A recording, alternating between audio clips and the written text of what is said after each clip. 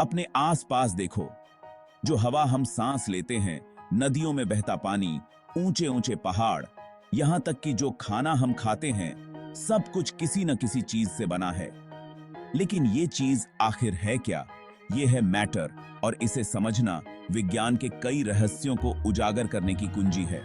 तो मैटर क्या है और ये हमारे आसपास कैसे व्यवहार करता है? चलो पता करते हैं। मैटर वो है जिसमें मास होता है और जगह घेरता है।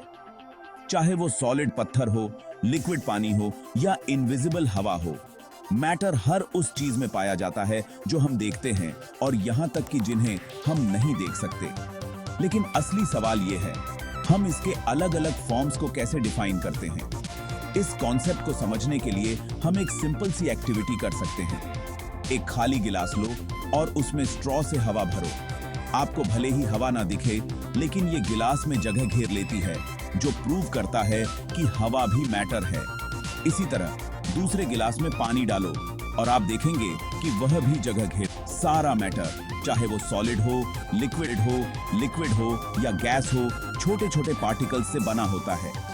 ये पार्टिकल्स इतने छोटे होते हैं कि सबसे पावरफुल माइक्रोस्कोप से भी इन्हें देखना मुश्किल हो सकता है। अब इन पार्टिकल्स की प्रॉपर्टीज पर नजर डालते हैं। पहला, ये बहुत छोटे होते हैं। पानी की एक बूंद की कल्पना करो। ये भले ही छोटी लगती हो, लेकिन इसमें अरबों पार्टिकल्स होते हैं।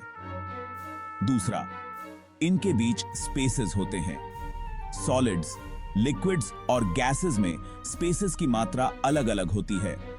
तीसरा, ये कांस्टेंट मोशन में रहते हैं। सॉलिड्स में पार्टिकल्स सिर्फ वाइब्रेट करते हैं, लेकिन लिक्विड्स और गैसेस में ये फ्रीली घूमते रहते हैं। और आखिर में ये एक दूसरे को अट्रैक्ट करते हैं। ये अट्रैक्शन सॉलिड्स में सबसे ज्यादा, लिक्विड्स में कम और गैसेस में सबसे कम होती है। ये रही एक मजेदार एक्सपेरिमेंट। एक चम्मच नमक को पानी में घोलें।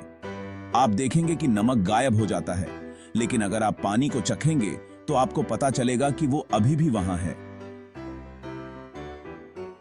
नमक डिसॉल्व हो जाता है क्योंकि इसके पार्टिकल्स टूट जाते हैं और पानी के पार्टिकल्स के बीच के स्पेसेस में फिट हो जाते हैं, जो हमें मैटर के पार्टिकल्स के बीच स्पेसेस दिखाता है।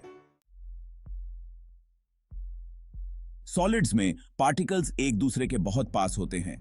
पार्टिकल्स के बीच अट्रैक्टिव फोर्स बहुत स्ट्रांग होती है।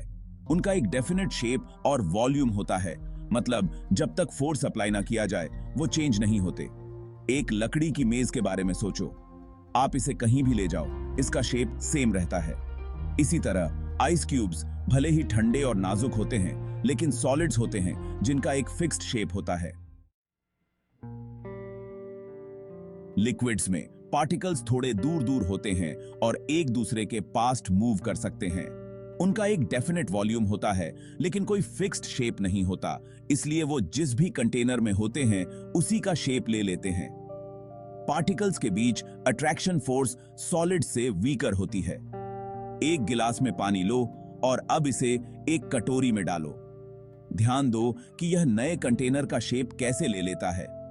ऐसा इसलिए है क्योंकि लिक्विड्स का कोई फिक्स्ड शेप नहीं होता, सिर्फ फिक्स्ड वॉल्यूम होता है। गैसेस में पार्टिकल्स एक दूसरे से बहुत दूर होते हैं और सभी डायरेक्शंस में तेजी से मूव करते रहते हैं। गैसेस का ना तो कोई डेफिनेट शेप होता है और ना ही फिक्स्ड वॉल्यूम। वो जिस भी स्पेस में होते हैं उसे पूरा फिल कर देते हैं। इनमें अट्रैक्शन फोर्स बहुत वीक होती है।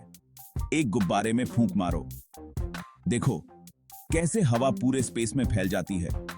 ऐसा इसलिए है क्योंकि गैस पार्टिकल्स तेजी से मूव करते हैं और अवेलेबल स्पेस को ऑक्यूपाई करने के लिए फैल जाते हैं। क्या आप जानते हैं कि मैटर के स्टेट्स परमानेंट नहीं होते? अलग अलग कंडीशंस, जैसे कि हीटिंग या कूलिंग में मैटर एक स्टेट से दूसरे स्टेट में चेंज हो सकता है। जब हम किसी सॉलिड जैसे कि बर्फ को हीट करते हैं तो वो एनर्जी गेन करता है, जिससे पार्टिकल्स तेजी से मूव करने लगते हैं और अंततः अपनी फिक्स्ड पोजीशन से फ्री हो जाते हैं और लिक्विड पानी में बदल जाते हैं। लिक्विड को ठंडा करने से उसके पार्टिकल्स स्लो हो जाते हैं और एक दूसरे के करीब आ जाते हैं और अंततः सॉलिड बना लेते हैं। यही होता है जब पानी बर्फ में बदल जाता है। जब पानी को उसके बॉइलिंग पॉइंट तक गर्म किया जाता है तो वो स्टीम में बदल जाता है, जो आदम आएगी पाएंगे जो कि गैसी बाकी पंपो का जो एक गैस है। लिक्विड के गैस में बदलने की प्रोसेस को वेपराइजेशन कहते हैं। जब गैस ठंडा होता है तो उसके पार्टिकल्स एनर्जी लूज करते हैं और करीब आते हैं और वापस लिक्विड में बदल जाते हैं। आप इसे तब देख सकते हैं जब स्टीम ठंडी सतह पर पानी की बूंदों में कंडेंस हो जाता है। कुछ सब्सटेंसेस जैसे कपूर या ड्राई आइस लिक्विड स्टेट को पूरी तरह स्किप कर देते हैं और सीधे सॉलिड से गैस में बदल जाते हैं। इस प्रोसेस को सब्लिमेशन कहते हैं। ड्राई आइस का एक टुकड़ा लो और इसे सीधे गैस में बदलते हुए देखो। आपको धुएं जैसे वेपर्स दिखाई देंगे, जो एक्शन में सब्लिमेशन प्रोसेस है। जब भी कोई सब्सटेंस अपना स्टेट चेंज करता है तो वो हीट एब्जॉर्ब या रिलीज करता है बिना अपने टेम्परेचर को चेंज किए। इस हीट एनर्जी को लेटेंट हीट कहते हैं, जिसका मतलब है हिडन हीट। जब कोई सॉलिड लिक्विड में बदलता है तो वो एक specific amount of heat absorb करता है, जिसे लेटेंट हीट ऑफ फ्यूजन कहते हैं। जब कोई लिक्विड गैस में बदलता है तो वो latent heat of vaporisation absorb करता है, जिससे पार्टिकल्स अपने बॉन्ड से फ्री हो पाते हैं। टेम्परेचर और प्रेशर मैटर के स्टेट को बहुत ज्यादा अफेक्ट करते हैं। टेम्परेचर बढ़ाकर आप सॉलिड्स को लिक्विड्स में पिघला सकते हैं और लिक्विड्स को गैसेस में इवेपोरेट कर सकते हैं। दूसरी ओर प्रेशर गैसेस को कंप्रेस करके लिक्विड्स में बदल सकता है। ऊंचे एल्टीट्यूड्स पर पानी कम टेम्परेचर पर उबलता है क्योंकि एटमॉस्फेरिक प्रेशर कम होता है। यही कारण है कि पहाड़ी एरियाज में खाना पकाने में ज्यादा समय लगता है। इवेपोरेशन वो प्रोसेस है जिसके द्वारा लिक्विड बिना उबले गैस में बदल जाता है। यह लिक्विड की सरफेस पर होता है। इवेपोरेशन के रेट को कई फैक्टर्स अफेक्ट करते हैं, जैसे कि टेम्परेचर, ज्यादा टेम्परेचर से इवेपोरेशन बढ़ता है। सरफेस एरिया जितना ज्यादा होगा इवेपोरेशन उतना ही तेज होगा। ह्यूमिडिटी, ज्यादा ह्यूमिडिटी इवेपोरेशन के रेट को कम करता है। विंड स्पीड, हवा इवेपोरेशन प्रोसेस को स्पीड अप करती है, इसलिए कपड़े धूप वाले हवादार दिन में जल्दी सूखते हैं। इवेपोरेशन से ठंडक होती है। जैसे ही कोई लिक्विड इवेपोरेट होता है वो अपने सराउंडिंग से हीट एब्जॉर्ब करता है, जिससे कूलिंग इफेक्ट होता है। जब हम पसीना बहाते हैं तो हमारा शरीर पानी रिलीज करता है, जो इवेपोरेट हो जाता है, हीट अपने साथ ले जाता है और हमें ठंडा करने में हेल्प करता है। इसी तरह जब आप गर्म सूप पर फूंक मारते हैं तो ज्यादा इवेपोरेशन के कारण यह जल्दी ठंडा हो जाता है।